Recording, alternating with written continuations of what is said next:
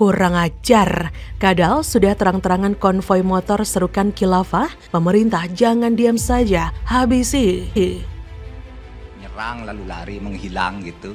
Ketika ditanya mana dalilnya, ayo ketemu, nggak ada. Saya tantang deh kalau ada. Datang ke saya atau saya diundang, saya datangi. Kalau benar Anda menemukan satu sistem yang diajarkan secara persis oleh Al-Quran, Al-Hadis tentang khilafah, saya jadi pengikutnya. Musuh-musuh negara itu mohon maaf di mana-mana sudah mulai terang-terangan ngosak ngasih eksistensi NKRI. Mereka mengatakan apa? Pancasila tidak cocok. Buktinya apa? Pancasila melahirkan demokrasi yang gagal.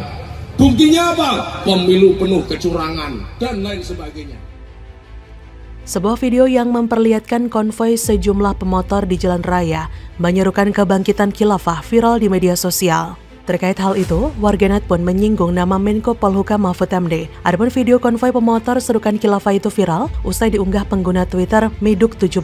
Seperti terlihat pada Minggu 29 Mei 2022, lewat narasi unggahannya, ia juga menyinggung nama Mahfud MD. Sang netizen itu mempertanyakan kepada Mahfud MD, mengapa konvoi sejumlah pemotor yang menyerukan kebangkitan khilafah itu malah dibiarkan. Menurutnya, bukankah negara sudah menyepakati bahwa gerakan khilafah adalah gerakan terlarang di Indonesia? Lewat unggahannya itu pula sang netizen membeberkan lokasi peristiwa dalam video itu, yaitu terjadi di daerah Cawang, Minggu 29 Mei. Terlihat dalam video itu, tampak sejumlah pemotor dengan mengenakan pakaian hijau tengah melakukan konvoi di jalan raya. Sejumlah di antara pemotor itu terlihat membentangkan spanduk Tauhid ala Khilafah. Selain itu, salah seorang di antaranya memasang sebuah poster di belakang punggungnya. Pada isi poster itu tertulis narasi yang mengajak masyarakat untuk menyambut kebangkitan Khilafah Islamiyah. Sontak saja, unggahan video tersebut menuai banyak komentar warganet. Salah seorang netizen, Jameila81, ikut menyentil Mahfud MD terkait aksi konvoi pemotor serukan khilafah itu. Menurutnya, akan lebih baik jika Mahfud MD melepaskan jabatannya bila tak menyelesaikan atau mengatasi maraknya pendukung khilafah yang semakin terang-terangan. Jika melihat dari kejadian tersebut, menurut saya, peran Mahfud MD memang harus tegas dan kompleks dalam hal ini. Namun, para penyuruh khilafah yang notabene-nya sudah dilarang di Indonesia memang keras kepala dan perlu diberantas sampai habis. Hanya orang bego yang masih percaya jika pendukung khilafah ingin menegakkan agama di muka bumi ini. Mereka sebenarnya adalah antek pengacau atau asing yang haus akan kekuasaan berkedok menegakkan agama. Mereka meyakini bahwa Islam harus dipahami sebagai sebuah ideologi yang mengatur kehidupan individual dan masalah sosial. Pemahaman ini yang kemudian mendorong mereka untuk mendirikan negara khilafah dengan keyakinan bahwa solusi praktis Islam bisa memberikan jawaban atau pemecahan yang sebenarnya dari seluruh umat di dunia. Mohon maaf, saya bilang HTI itu memang organisasinya sudah bubar, tapi menungsone ono. Dan Indonesia itu terlalu apa? Bukan terlalu lebay,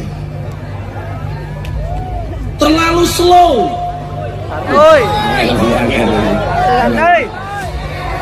Wallace. Teman-teman sendiri juga kalau kita bicara keadilan dikritik, diserang rame-rame. Ini anti pluralisme, padahal yang diperjuangkan itu keadilan. Bukan soal perbedaan, diskriminasi, perbedaan kulit, perbedaan agama. Keadilan yang kita perjuangkan. Nah, itu satu. Jadi sekarang ini banyak orang yang terserang penyakit gagah-gagahan. Kalau pluralisme itu lalu merasa hebat sendiri, dianggap orang lain tidak pluralis. Tak bisa dipungkiri jika Al-Quran memang memuat segala aturan-aturan, hukum, penghargaan atau apresiasi atau reward, dan ilmu pengetahuan dari kehidupan manusia, kecuali tata cara memilih seorang pemimpin. Saya bertanya apakah ini pun termasuk tata cara menghukum para pelanggar hukum? Seperti misal koruptor dipotong tangannya, penzina dirajam sampai mati, tukang fitnah dipotong lidahnya. Koreksi kalau salah, ini hukuman bagi tukang fitnah ya, dan sebagainya, dan sebagainya. Bisakah mereka menegakkan hukum dan aturan Islam dalam sistem kekhilafahan mereka secara keseluruhan? Itu sebabnya tidak ada satupun negara di dunia yang menerapkan sistem khilafah yang memiliki kehidupan dalam kedamaian dan kesejahteraan. Mereka justru hidup dalam kehancuran. Karena ini adalah ideologi yang terlalu dipaksakan bahwa khilafah adalah the only solution. The practical solution of Islam can once again provide a real alternative for the entire world. Kalau manusia yang memiliki akal akan paham dan tidak akan mendukung juga mengusung khilafah. Tapi karena mereka itu semua monyet, maka apapun yang disampaikan tentang khilafah ini, mereka telan bulat-bulat. Mereka mempertaruhkan keutuhan negara kita hanya demi kekuasaan, dan itu biasa bagi mereka. Karena tujuan utamanya adalah kekuasaan. Soal rusuh atau nantinya ada korban jiwa, itu konsekuensi logis yang penting berkuasa. Jadi jangan heran kalau ada tokoh atau masyarakat yang kerjanya demo terus, selalu teriak takbir, teriak khilafah, membentangkan spanduk provokasi soal khilafah, bahkan sampai dengan konvoi dan sebagainya. Hidup mewah berkelimang harta, padahal mereka tak punya bisnis apa-apa, bukan pula pimpinan perusahaan. Itu semua didanai dan difasilitasi. Mereka cukup merumuskan strategi agar negeri ini cepat berganti khilafah dan rusuh, atau minimal pemerintahan kita disibukkan oleh hal-hal yang tak penting dan dihambat laju kerjanya.